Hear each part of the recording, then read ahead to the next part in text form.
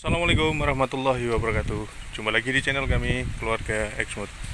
Selamat pagi ya teman-teman. Semoga di hari yang cerah ini kita semua senantiasa diberikan kesehatan, diberikan banyak keberkahan, dan semoga senantiasa dimudahkan dalam segala urusannya. Amin. Pagi hari ini kami Keluarga Exmut ingin berbagi cerita tentang kondisi perkembangan lahan kami, tanaman porang kami yang kami tumpang sari dengan jagung ya teman-teman. Ini yang kami tanam juga di bawah pohon tegaan ini apa namanya Wade yang di bawah pohon jati teman-teman. Nah, di sini yang di bawah pohon jati pertumbuhannya lebih tinggi-tinggi karena kondisinya lebih adem, lebih sejuk. Tapi kalau yang di sini yang nggak ada pohonnya dia lebih kecil ya teman-teman. Tapi alhamdulillah karena ini kemarin ada beberapa hari hujan, kondisinya daun-daun yang kemarin agak menguning jadi lumayan hijau, dan sebagian sudah ada tanda-tanda yang mau tunas kedua ya teman-teman dari katak super yang kami tanam. Nah, ini sudah ada tanda-tanda tunas yang kedua, dan untuk spora-sporanya ini alhamdulillah semuanya sepanjang sana setiap bedengan aman teman-teman dan tumbuh semua ya. Nah, ini yang kemarin kami bagikan ceritanya bagaimana supaya kita bisa tanam porang di lahan yang kita miliki. Tentunya bisa kita efektifkan efektif mungkin ya teman-teman. Karena kalau kita nanam porang dari bibit katak super kemudian spora kita sendirikan masing-masing di tiap lahan, itu kita memang memerlukan biaya yang lebih ekstra. Lebih ekstra di sini yang kami maksud, contoh kita mempersiapkan lahan untuk tanaman spora, maka di situ nanti spora membutuhkan biaya untuk olah lahan sendiri, pemupukan sendiri, kemudian persiapan naungan sendiri. Kemudian kalau yang tanam katak super kita perlu lahan sendiri, pengolahan lahan sendiri, pupuk sendiri. Jadi di situ ada biaya yang kita keluarkan 2 kali lipatnya ketika lahan tersebut hanya kita tanami masing-masing dari jenis ukuran tanaman katak porang yang kita siapkan. Tapi kalau dengan cara seperti ini ya, di video kami seperti ini yang kami lakukan, ini di lahan yang sama, tapi kita tidak perlu merogoh kocek untuk biaya persiapan lahan di setiap masing-masing jenis bibit atau ukuran ya. Sebagai contoh seperti yang kami lakukan ini, kami menanam katak super, kemudian menanam spora dengan biaya yang sama, lokasi yang sama, luasan lahan yang sama. Seandainya kita melakukan biaya perawatan lahan, pembersihan gulma, penanggulangan gulma, baik menggunakan herbisida maupun menggunakan tenaga manual, itu pun beban yang kita keluarkan di luasan lahan yang sama.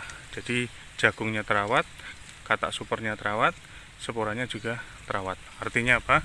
Artinya di sini semua tanaman bisa kita rawat dengan biaya yang relatif sama ketika kita hanya merawat satu jenis tanaman saja. Tapi di sini kita ada keuntungan tanaman porang yang kita rawat ini tidak cuma satu macam ya. Ada katak supernya, ada sporanya, bahkan ada jagungnya seperti ini teman-teman. Alhamdulillah rata-rata sudah mau memasuki tunas kedua ya, seperti ini. Dan ini setelah kita lakukan penataan paritnya, kita lakukan pembersihan lahan dari gulma-gulmanya menggunakan baik yang teman-teman ingin menggunakan herbisida ataupun teman-teman yang ingin manual ya monggo ya. Ini pilihan. Jadi bertani itu pilihan. Jadi teman-teman yang ingin menggunakan herbisida ya boleh. Kalau yang tidak mau menggunakan herbisida dengan pertimbangan pengen semuanya organik ya. Organik artinya tanah itu tidak tersentuh bahan pestisida apapun, ya silahkan dirawat dengan sistem manual, dicabuti gitu ya.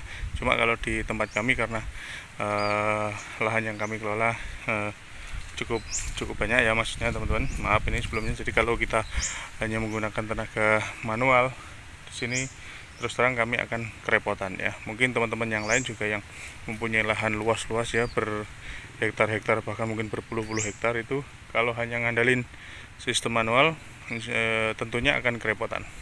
Dan setelah dilakukan pembersihan rumput ya teman-teman, dengan menggunakan herbisida maupun campur manual gitu, kita bisa melakukan proses pemupukan teman-teman. Karena pupuk yang kita aplikasi ke tanaman porang yang sudah bersih lahannya seperti ini, maka nutrisi akan diserap fokus oleh tanaman porang kita. Beda kalau tanaman porang kita posisinya masih banyak gulmanya, itu nanti kalau kita melakukan pemupukan maka pupuk akan diserap oleh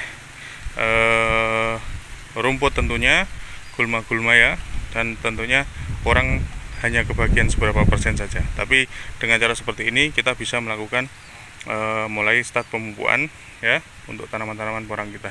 Untuk pemupukan sebelumnya juga sudah kita lakukan ya teman-teman.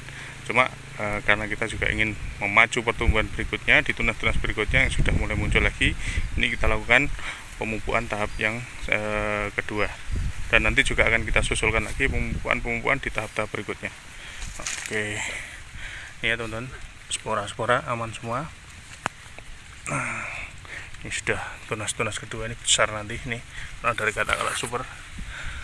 Alhamdulillah. Oke ya teman-teman, sekian dulu bagi-bagi cerita dari kami keluarga Exmood di pagi hari ini. Semoga video yang kami bagikan ini bisa memberikan manfaat dan tentunya bisa menambah semangat kita semua untuk bertani porang untuk lebih maksimal lagi ke depannya, sehingga hasil yang akan kita peroleh pun mudah-mudahan bisa sesuai yang kita harapkan bersama. Oke, terima kasih atas semuanya. Terima kasih sudah senantiasa bersedia bergabung bersama kami. Salam sukses dan sehat selalu dari kami keluarga Exmood. Wassalamualaikum warahmatullahi wabarakatuh.